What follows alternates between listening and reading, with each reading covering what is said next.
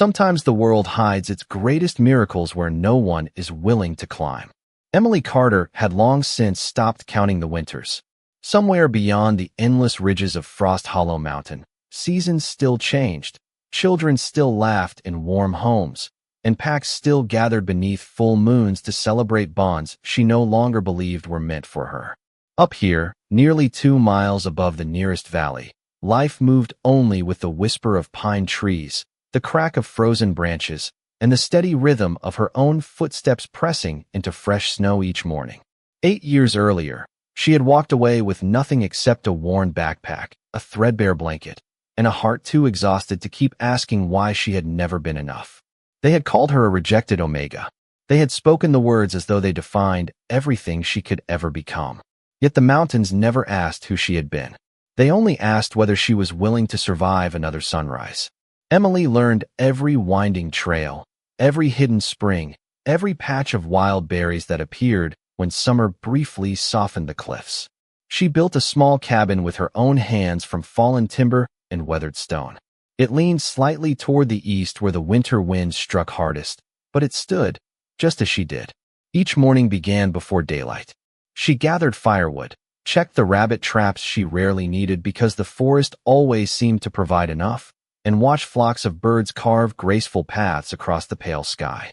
Solitude had become less like loneliness and more like an old neighbor who never spoke, but always remained nearby. The people in the nearest town rarely climbed this high, but when they did, they whispered stories about the mysterious woman living alone among the peaks. Some called her the Mountain Witch. Others insisted she could speak with wolves or predict storms before the clouds appeared. Emily never corrected them. Legends were easier than explanations. She had no interest in returning to a world that had forgotten her name. As twilight settled across the snow-covered ridges, she placed another log onto the fire and wrapped a faded wool blanket around her shoulders. Outside, the wind carried an unfamiliar sound. It was not the cry of an eagle or the distant howl of wolves echoing through the valley. It was slower, heavier, measured. Each footstep seemed to roll through the frozen earth itself, causing tiny flakes of snow to drift from the cabin roof. Emily slowly lifted her head. Visitors did not come here. Not in winter. Not after sunset. She stepped onto the porch, her lantern casting a warm circle across the untouched snow. Beyond the curtain of swirling white, a towering silhouette emerged from the blizzard. The stranger moved with calm confidence despite the brutal weather, his broad shoulders wrapped in a dark traveling coat dusted with ice. Even from nearly 50 feet away, she could tell he was unlike anyone she had ever seen. He stood well over 6.5 feet tall, carrying no visible fear, no urgency, only quiet purpose. When he finally stopped a respectful distance from her cabin, he removed his hood, revealing sharp features framed by dark hair touched with frost and clear silver eyes that reflected the fading light. He did not demand shelter. He did not introduce himself with pride or authority. Instead, his deep voice carried gently through the cold evening air. "I'm sorry to disturb your peace," he said, "but I've been searching these mountains for someone for a very long time." Emily did not answer immediately. Years of solitude had taught her that silence often revealed more than hurried words ever could. She studied the stranger while the mountain wind carried loose snow between them. His coat was weathered from a long journey, yet somehow untouched by neglect. His boots were worn but carefully maintained. More curious than anything else was the calm in his silver eyes. Travelers who reached Frost Hollow usually arrived frightened, exhausted, or desperate. This man looked as though he had expected every frozen mile. Emily tightened her hand around the lantern. "People do not search for anyone up here," she said quietly. "They come here because they are lost." A faint smile touched the corners of his mouth. "Perhaps I am both." The answer lingered in the cold air with surprising honesty. Emily hesitated before stepping aside just enough to leave the doorway clear. "You may warm yourself by the fire for one night. When the storm passes, you continue your journey." He lowered his head with quiet gratitude instead of triumph. "That is more kindness than I expected." Inside, the cabin glowed with soft firelight dancing across rough wooden walls lined with shelves she had carved herself. Bundles of dried herbs hung from the ceiling beside carefully folded blankets. A cast iron kettle rested above the fireplace, filling the room with the comforting scent of pine needle tea. The stranger removed his gloves and held his hands toward the fire without speaking. Emily noticed the faint scars crossing his knuckles, not fresh or frightening, simply the kind left behind by years of hard work. She poured tea into 2 simple cups and placed one in front of him. "I am Emily." He accepted the cup with both hands. "My name is Ethan." He did not offer a family name, and Emily did not ask. Mountain life had taught her that everyone carried memories they preferred to leave unopened. For several minutes, they listened only to the crackling fire and the steady wind pressing against the cabin walls. It was Ethan who finally broke the silence. "You built this place yourself?" Emily nodded once. Every beam, every stone. His eyes traveled across the room with quiet admiration rather than surprise. "It feels like a home." She almost laughed. Few people had ever called it that. Most saw only isolation where she had slowly created peace. "It keeps the snow outside," she replied. "That is enough." Ethan looked into the flames as though searching through distant memories. Sometimes enough is more valuable than everything. His words stirred something she had spent years teaching herself to ignore. She changed the subject before the feeling could settle. "What makes someone climb a mountain in the middle of winter looking for a stranger?" Ethan wrapped his fingers around the warm cup before answering. "A promise." Emily frowned slightly. "To whom?" His gaze lifted to meet hers. "Someone who probably believes the promise was forgotten." Before she could ask another question, a sudden gust rattled the windows. The cabin trembled for only a moment before becoming still again. Ethan rose without hesitation and quietly secured the wooden shutters against the strengthening wind. He moved with effortless confidence, as though protecting the little cabin felt completely natural. Emily watched him from across the room, puzzled by the strange sense of familiarity that settled over the evening. She had spent 8 years believing the mountains had erased her from the lives of everyone below. Yet as the firelight reflected in Ethan's silver eyes, she could not shake the growing feeling that this unexpected visitor had not found her by accident at all. Morning arrived quietly, painting the endless snowfields with pale gold as though the mountains themselves had awakened without making a sound. Emily stepped outside carrying a wooden bucket, expecting to begin another ordinary day, but she stopped halfway across the porch. During the night, Ethan had cleared nearly 3 feet of snow from the narrow path leading to the spring without saying a single word. The heavy drifts that usually took her an hour to shovel had vanished, leaving a clean trail winding through the pine trees. She glanced toward the edge of the clearing where he was splitting fallen logs with calm precision. Every movement was steady, controlled, and almost effortless despite the frozen air. He noticed her watching and simply smiled. "I hope you do not mind," he said. "I woke before sunrise." Emily looked at the neat stacks of firewood beside the cabin. "You have done enough work for 3 mornings." Ethan rested another log beside the pile. "It gave me something useful to do." She carried the bucket toward the spring while he quietly followed a respectful distance behind, offering no conversation unless she invited it. It was strange. Most people filled silence because they feared it. Ethan seemed perfectly comfortable allowing it to exist. When they reached the spring, Emily knelt to gather fresh water as sunlight reflected across the crystal surface. "You are not what I expected," she admitted without looking up. "What did you expect?" he asked. "Someone. Searching for another person usually carries impatience. You carry patience instead." Ethan considered her words before answering. "Some journeys take years. After that, one more day does not feel very long." Emily lifted the bucket and started back toward the cabin, but a loose stone shifted beneath her boot. Before she could lose her balance, Ethan steadied the bucket with one hand while carefully stepping back again, making certain not to invade her space. His thoughtfulness caught her off guard more than his strength had. Throughout the afternoon, they repaired a section of the cabin roof where winter storms had loosened several wooden shingles. Emily climbed the ladder first, expecting Ethan to protest, but he simply handed her each board exactly when she needed it, as though they had worked together for years instead of hours. By late afternoon, the roof was secure, smoke drifted peacefully from the chimney, and the little cabin felt warmer than it had in months. As they shared a simple supper of vegetable stew and fresh bread Emily had baked the day before, she found herself asking questions she normally kept buried. "Do you have a family waiting for you?" Ethan stared into the fire for several moments. "I have people who depend on me." Then they must be worried. His expression softened almost imperceptibly. Perhaps. But they also know that some promises cannot be delegated to someone else. Emily folded her hands around her cup. You keep speaking about promises. Ethan nodded slowly. Because promises shape who we become. The answer was gentle, yet it carried a quiet certainty that lingered in the room long after he spoke. Later that evening, Emily stepped outside beneath a sky overflowing with brilliant stars. The mountains were perfectly still. She heard the distant call of an owl drifting across the valley before another sound reached her ears. It came from far below, almost too faint to notice at first. The rhythmic ringing of horseshoes against frozen stone echoed somewhere along the lower mountain trail. More than one rider was climbing toward Frost Hollow. Emily felt an old uneasiness stir inside her chest for the first time in many years. Behind her, the cabin door opened softly.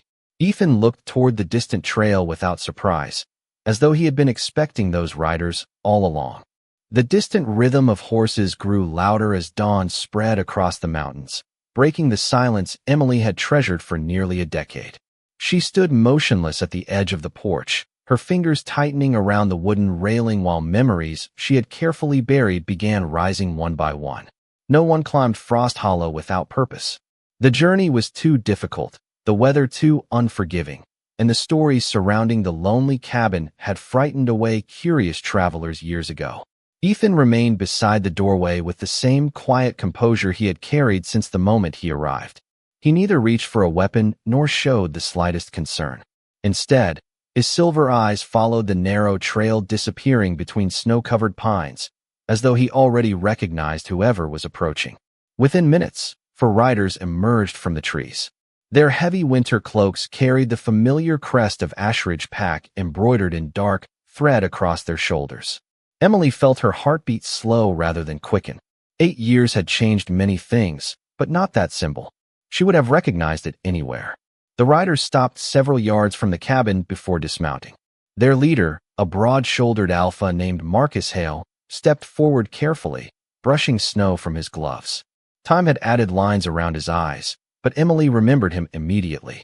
He had stood among the crowd on the day she was rejected. He had never spoken against her, yet he had never spoken for her either. His expression carried something unfamiliar now. It was not arrogance. It was uncertainty. Emily Carter, he said, his voice measured. We finally found you. Emily folded her arms against the cold. I was never hiding. Marcus lowered his gaze for a brief moment before looking back at her. The council wishes you to return. A faint smile crossed her face, though there was no joy in it. The council spent years pretending I did not exist. No one answered immediately. The mountain wind drifted between them, carrying loose snow across the clearing. One of the younger riders shifted uneasily, avoiding Emily's eyes altogether. Marcus finally spoke again. Things have changed. Emily shook her head gently. The mountains have not. Marcus took a slow breath. Our harvests have failed twice. Illness has spread through several villages. Elder Nathan believes your knowledge of herbs could help many families. Emily looked toward the shelves visible through the cabin window where bundles of carefully dried mountain plants hung beside jars she had filled over countless summers. Everything she had learned came from years of listening to the land itself. None of it had mattered when she was still part of the pack. Interesting, she replied softly. When I offered to help years ago, I was told an Omega's voice carried no value. Marcus did not defend the past. We made mistakes. Ethan remained completely silent throughout the conversation. Emily noticed Marcus studying him several times, puzzled by the unusually tall stranger whose calm presence somehow filled the clearing without effort. And your companion? Marcus finally asked. Will he also speak? Ethan answered with a polite nod instead of stepping forward. Today is about Emily. The simplicity of his response seemed to surprise everyone. Marcus turned back toward Emily. Please, come home. The council wishes to apologize in person. Emily looked beyond the riders toward the winding trail disappearing into the valley below. That road had once carried away every dream she believed she would ever have. Now it waited once again, asking whether she was willing to return. Before she could answer, another distant sound echoed across the frozen mountains. It was not the steady pace of horses. It was the clear note of a royal horn carried by the winter wind, and every rider from Ashridge Pack immediately turned pale. The clear note of the royal horn echoed a second time, rolling across the frozen cliffs until even the wind seemed to pause and listen. Marcus Hale straightened instinctively, his expression shifting from uncertainty to disbelief. Every rider from Ashridge Pack stepped aside without exchanging a single word, their eyes fixed on the narrow mountain trail below. Emily followed their gaze. Emerging through the drifting snow came a small procession unlike anything she had ever witnessed. 6 riders dressed in dark ceremonial cloaks guided powerful horses with quiet precision, their silver banners catching the morning light. No one hurried. No one shouted. Their calm discipline carried a quiet authority that needed no announcement. They stopped nearly 100 feet from the cabin, dismounted together, and remained perfectly still. Emily frowned. None of them approached. None of them spoke. It was as though they were waiting for permission that had not yet been given. She looked toward Ethan, expecting confusion equal to her own, but he simply stood beside the porch railing with the same peaceful expression he had worn since arriving at her cabin. Marcus slowly lowered his head. The younger riders followed immediately, each one showing the same unexpected respect toward the silent procession below. Emily noticed something else. None of them were looking at her. Every eye remained fixed on Ethan. A quiet uneasiness settled inside her chest. "Who are they?" she whispered. Ethan answered gently without taking his eyes from the valley. "People who have been looking for me." Before Emily could ask another question, an older man wearing a dark cloak embroidered with a silver wolf stepped forward from the waiting group. He stopped several yards away and placed one hand over his heart before bowing deeply. "Your Majesty," he said with calm dignity, "the council has arrived as requested." Emily blinked, certain she had misunderstood. Marcus inhaled sharply beside her. One of the younger alphas nearly lost his footing in the snow. Ethan released a slow breath that sounded almost like quiet resignation. "Thank you, Samuel," he replied. "Please give us another moment." The older man bowed once more without question and stepped back into line. Silence settled over the clearing. Emily stared at Ethan, searching his face for some sign that this was an elaborate misunderstanding. Instead, she found only kindness, the same kindness he had shown while carrying water, repairing her roof, and sharing simple meals beside her fireplace. Nothing about him had changed except the truth she had never imagined. "Your Majesty," she repeated softly. Ethan finally turned to face her. "I wanted you to know me before you knew my title." Emily searched through every conversation they had shared during the past several days. Every unanswered question, every careful choice of words, every promise he had mentioned without explanation. Suddenly, each memory fit together with quiet clarity. "You never lied to me," she said almost to herself. "No," Ethan answered, "but I did wait to tell you everything." Marcus remained speechless, his eyes lowered with unmistakable respect. The same alpha who had once stood silently while Emily was cast aside now stood equally silent before the man beside her. Ethan took one slow step closer, careful to leave enough space that she would never feel cornered. "Emily," he said gently, "I did not come to these mountains as a king searching for an omega.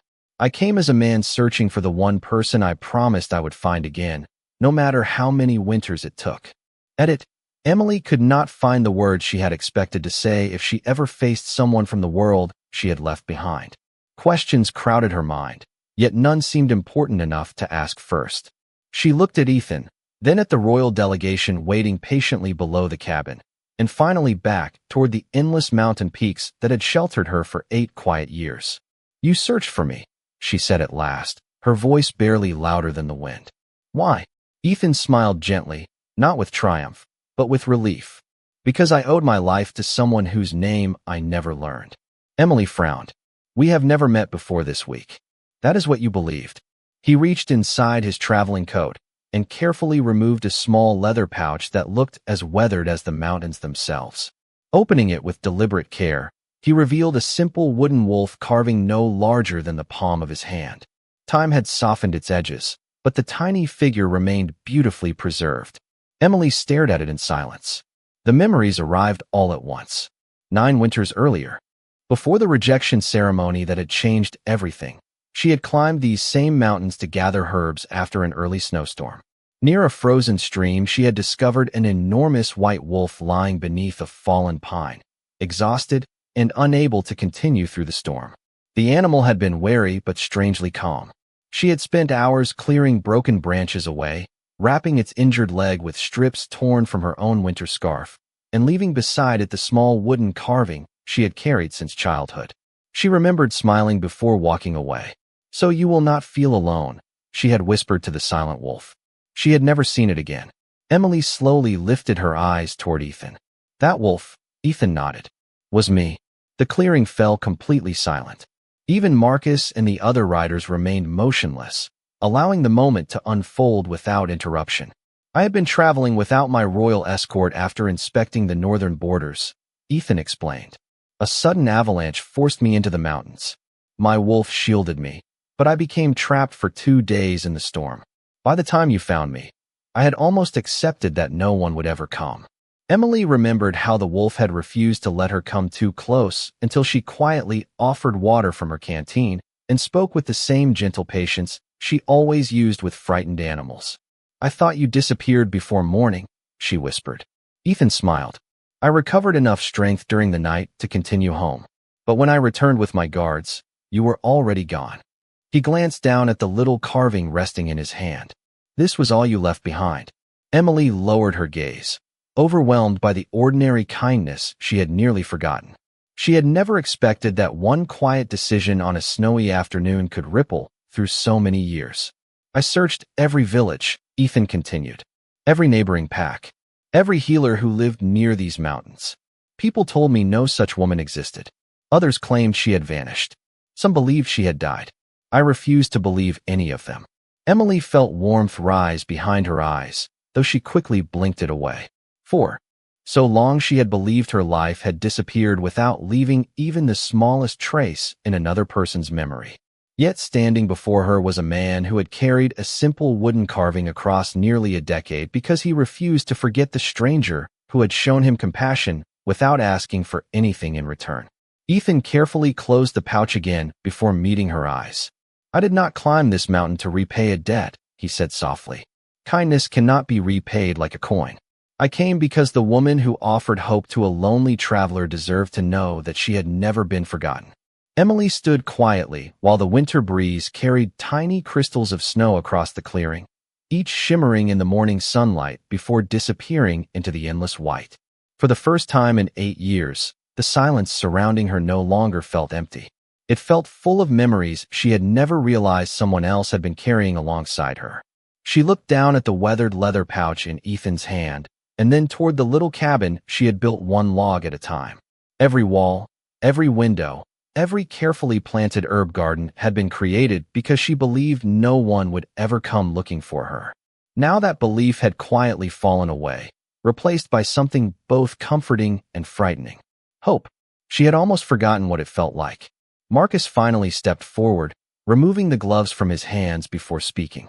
"Emily," he said carefully, "there is something you deserve to know." She turned toward him without answering. His expression carried the weight of someone who had rehearsed difficult words many times before climbing the mountain. "After you left, Ashridge changed." Emily raised an eyebrow ever so slightly. "People always say that when they need forgiveness." Marcus accepted the remark without protest. "Perhaps they do, but this time it is true." He looked toward the valley below before continuing. "The elders who encouraged fear and pride are no longer leading the council. Several retired. Others admitted they had judged too quickly. The younger generation grew up hearing your story very differently than we did." Emily folded her arms against the cold. "What story?" Marcus offered a sad smile. "Not the story of a rejected Omega. The story of the woman who chose kindness instead of bitterness." Emily found that difficult to believe. She had left without saying goodbye. She had never defended herself or demanded justice. She had simply disappeared into the mountains because remaining had hurt more than leaving. Ethan quietly stepped beside her. "Sometimes people only recognize the value of light after they have lived without it." Marcus nodded. "The herbal remedies you shared before you left became the foundation of every healer's garden in Ashridge. We continued using them for years, even after pretending they came from somewhere else." Emily stared at him in disbelief. "You are saying the pack still used my work?" "Every winter," Marcus admitted. "It saved many families during difficult seasons." Emily remembered gathering herbs as a young woman, While everyone else trained for ceremonies she had never truly belonged to. She had offered recipes for teas that eased fevers, salves that soothed aching joints, and dried roots that helped children breathe through harsh winters. Few people had thanked her then. She had assumed those ideas had disappeared with her. Ethan smiled softly as realization slowly appeared across her face. Kindness leaves deeper footprints than pride, he said. Before Emily could answer, one of the royal attendants approached respectfully and handed Ethan a neatly folded letter sealed with blue wax. Ethan opened it, scanned the page briefly, and then looked toward Emily with thoughtful eyes. The council in the capital has officially approved something I requested several months ago, he said. Emily tilted her head. Requested what? Ethan carefully folded the letter again. A sanctuary here on Frost Hollow Mountain. A place where anyone rejected, forgotten, or left without a home may come to learn, heal, and begin again. Emily looked around the quiet clearing, the cabin, the forests, and the mountains that had protected her through her darkest years. She could suddenly picture laughter replacing loneliness, warm lights glowing from new cabins, children gathering herbs beside the spring, and people discovering the same peace she had slowly found here. You planned all of this before you even knew if I would forgive the world, she whispered. Ethan's smile remained gentle. No, I planned it because I hoped the world might finally become worthy of your kindness. Edit. 3 days later, Emily stood at the edge of the capital for the first time in 8 years. The towering stone gates that had once filled her with quiet fear now opened slowly beneath banners carrying the silver wolf of the kingdom. Crowds lined the broad streets, whispering to one another as the royal procession entered the city. Many had expected to see a foreign dignitary or a celebrated warrior riding beside their king. Instead, they saw a woman dressed in a simple cream-colored winter cloak, her hands lightly resting against the reins of a modest horse. She wore no jewels, no crown, and nothing that suggested power. Yet the Alpha King remained beside her every step of the way, speaking to her with the same warmth he had shown inside the little cabin on Frost Hollow Mountain. Emily noticed the curious expressions surrounding them and quietly leaned toward Ethan. They are wondering why their king chose to arrive beside someone who looks ordinary. Ethan smiled without taking his eyes from the road ahead. That is because they have not learned that the strongest people rarely announce themselves. As they approached the Royal Assembly Hall, dozens of council members and representatives from neighboring packs waited beneath the grand staircase. Marcus walked several steps behind, watching the gathering with calm determination. The great doors opened, revealing a chamber filled with leaders from across the northern territories. Conversations faded into silence as Ethan entered. Every delegate stood respectfully. Emily instinctively slowed her pace, intending to remain near the back of the hall, but Ethan gently extended his hand toward her. "Walk beside me," he said softly. She hesitated only for a heartbeat before accepting. Together they crossed the polished stone floor until they reached the center of the chamber. Ethan turned toward the assembly, his voice calm and steady. Many years ago, someone offered kindness without asking who deserved it. She expected nothing in return. She did not know titles. She did not seek recognition. She simply chose compassion. His gaze rested on Emily. Everything I have built since then has been guided by that example. A respectful silence settled across the hall. Then an elderly healer stepped forward, studying Emily with widening eyes. "I remember you," she whispered.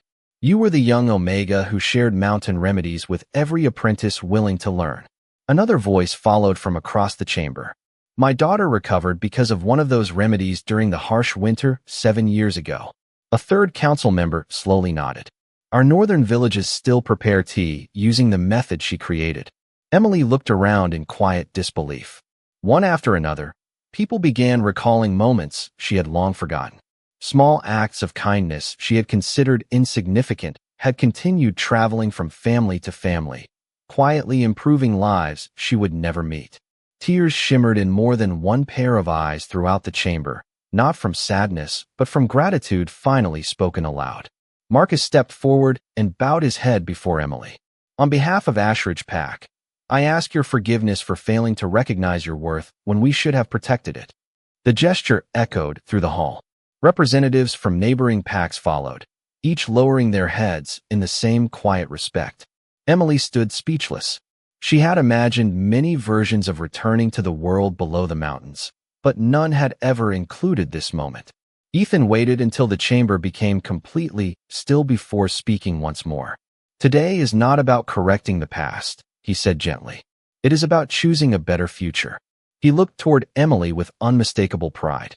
"And no one is more worthy of helping us build that future than the woman who taught an entire kingdom that kindness never disappears, even when the person who offered it believes she has been forgotten." Several months later, spring arrived gently upon Frost Hollow Mountain, replacing walls of snow with fields of wildflowers that stretched across the hillsides like ribbons of color. Where silence had once ruled every sunrise, laughter now drifted through the crisp morning air. Small cottages stood beside the original cabin Emily had built with her own hands, each one welcoming someone who had once believed there was no place left for them in the world. Young apprentices carefully tended herb gardens beneath her guidance, while experienced healers exchanged knowledge around long wooden tables built beneath the pine trees. The sanctuary had become exactly what Ethan had imagined, and exactly what Emily had never dared to dream was possible. It was not a place where people escaped their past. It was a place where they discovered that their past did not have to decide their future. On the first warm morning of the season, Ethan climbed the familiar trail alone, carrying nothing except the small leather pouch that had traveled beside him for nearly a decade. He found Emily near the spring where everything had quietly begun again. She smiled as he approached, noticing that despite wearing the simple traveling coat he had first arrived in, he still carried himself with the same quiet humility that had made titles seem almost unnecessary. "You still come here whenever you need to think," she said. Ethan looked across the valley where sunlight illuminated the growing sanctuary below. "Because this mountain reminds me who I am when no one is watching." Emily laughed softly. "A king who carries water, repairs roofs, and gathers firewood." Ethan smiled. "I learned those things from the woman who never believed any task was beneath her." For a few peaceful moments, they simply watched the breeze ripple through the tall grass, while birds circled above the cliffs. Finally, Ethan opened the leather pouch and removed the little wooden wolf carving before placing it gently into Emily's hands. "It belongs with you now," he said. Emily carefully traced the worn edges with her fingertips before shaking her head. "No, it belongs to both of us. It reminds us that one quiet act of kindness can change lives we may never fully understand." Ethan nodded, understanding, before she finished speaking. Later that afternoon, the sanctuary welcomed families from every neighboring territory. Children ran along the mountain paths without fear. Elders shared stories around long tables filled with fresh bread and warm tea.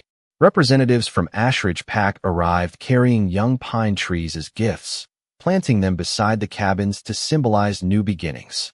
Marcus smiled as he watched former strangers working side by side, no longer divided by rank or old mistakes. As evening settled over Frost Hollow, Ethan stood before everyone gathered beneath the open sky. His voice carried easily across the peaceful valley. Years ago, this mountain sheltered one person who believed she had been forgotten. Today it shelters everyone willing to believe that compassion is stronger than rejection and hope is stronger than fear. He turned toward Emily, his silver eyes reflecting the golden light of sunset. "There is no greater honor than walking beside someone whose heart has already shown the world what true leadership looks like." Emily reached for his hand, not because she needed someone to rescue her, but because together they had built something neither could have created alone. As the last rays of sunlight disappeared behind the distant peaks, she looked once more toward the little cabin where her lonely journey had begun. It still stood exactly as she had left it, untouched and carefully preserved. A quiet reminder that even the hardest seasons can become the foundation of something beautiful. And for the first time in many years, Emily understood that home had never been the place where she hid from the world. Home was the place where kindness found its way back to her, proving that the gentlest hearts often leave the deepest legacy.